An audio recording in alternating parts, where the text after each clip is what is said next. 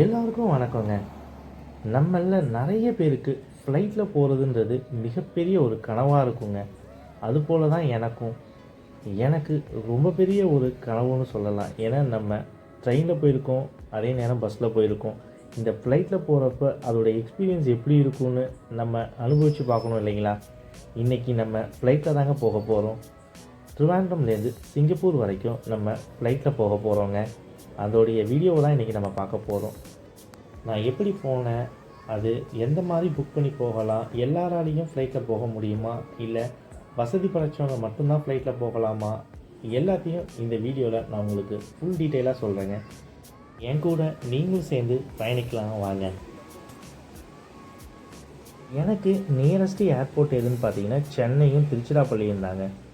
என்ன ரீசனுக்காக நான் ட்ரிவாண்ட்ரம்லேருந்து சிங்கப்பூர் போனேன்னு பார்த்தீங்கன்னா மெயின் ரீசனே காஸ்ட்டு தாங்க. இப்போது நான் புக் பண்ணது பார்த்திங்கன்னா அர்ஜென்ட் பேஸில் தான் புக் பண்ணேங்க. ஒரு 3 days ஆர் 4 days அதுக்குள்ளேயே நான் கிளம்புற மாதிரி இருந்தது.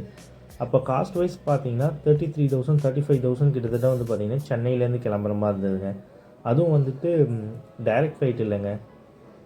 இன்னொன்று நம்ம திருச்சிராப்பள்ளியிலேருந்து பார்த்தீங்கன்னா அதே 30,000க்கு மேலே தாங்க வந்தது. நீங்கள் என்ன பண்ணணும்னு பார்த்தீங்கன்னா உங்களுக்கு எந்த இடம் பக்கத்தில் இருக்க ஏர்போர்ட்டுன்னு பாருங்கள்.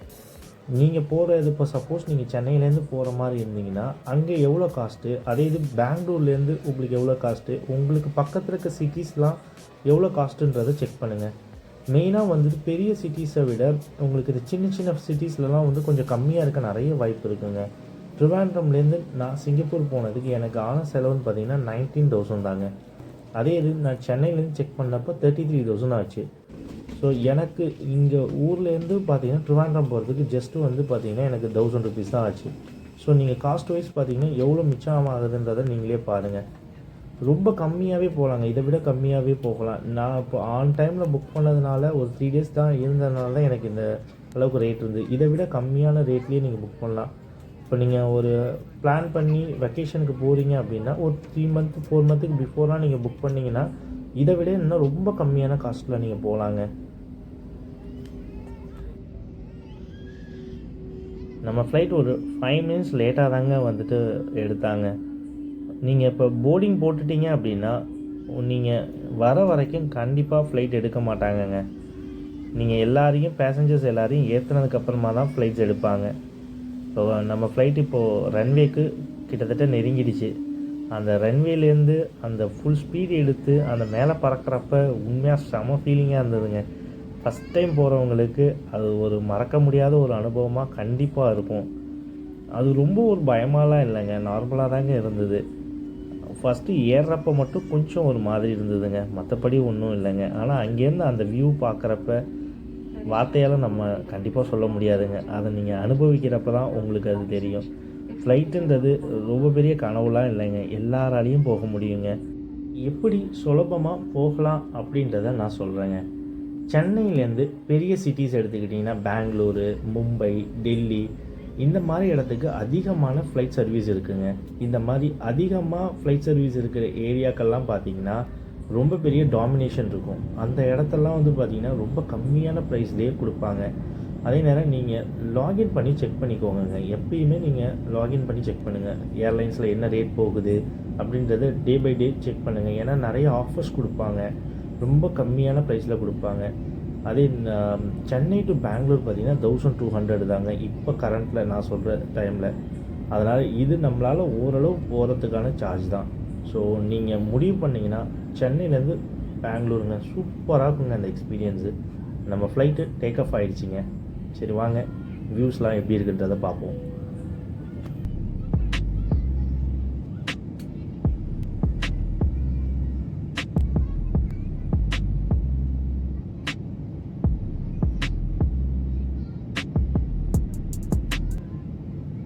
இப்போ நம்ம ஏர்போர்ட்டில் என்னென்ன ப்ராசஸ்ன்றதை பார்க்கலாங்க.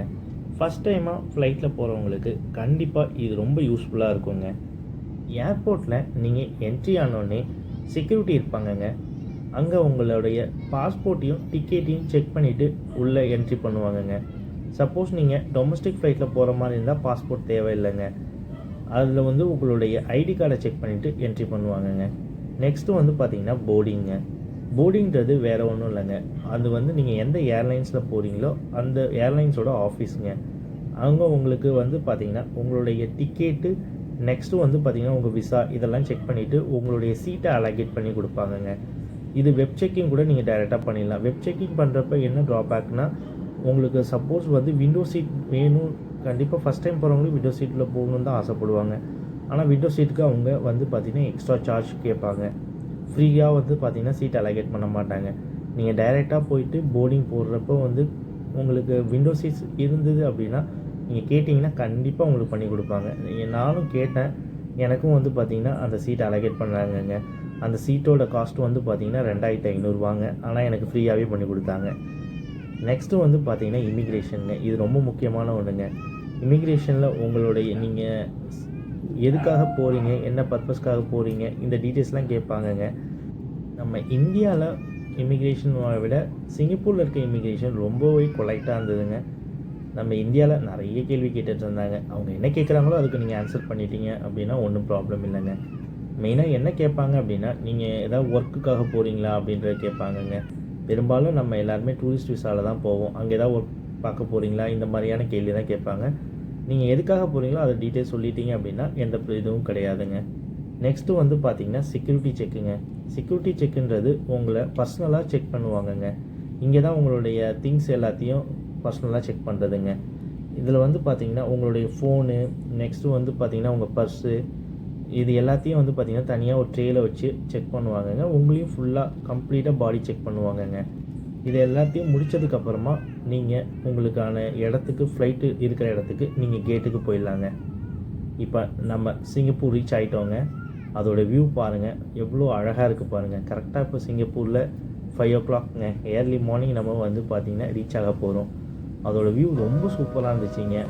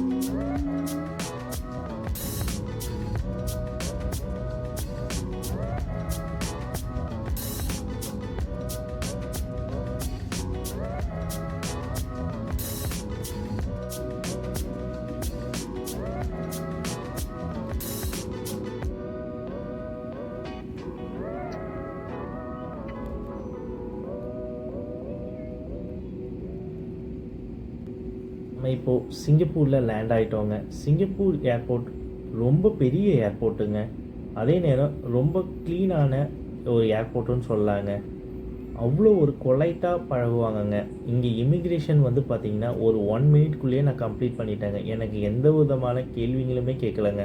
ஜஸ்ட்டு நம்ம டாக்குமெண்ட்ஸை செக் பண்ணிவிட்டு அவங்க உடனே அனுப்பிட்டாங்க. அதே நேரம் அவங்க ரொம்ப ஃப்ரெண்ட்லியாக பழகுவாங்கங்க. இந்த ஏர்போர்ட்டில் ரொம்ப பெரிய ஏர்போர்ட்டுன்னு நான் சொல்கிறத நீங்கள் இந்த வீடியோலேயே பார்க்கலாம். எவ்வளோ ஃப்ளைட்ஸ் நிற்கிதுன்றதை பாருங்கள்.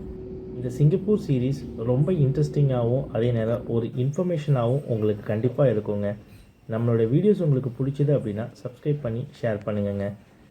உங்களுக்கு ஏர்போர்ட்டில் அண்ட் தென் ஏர்லைன்ஸ் சம்மந்தமான டவுட்ஸ் இருந்தால் கமெண்ட்ஸில்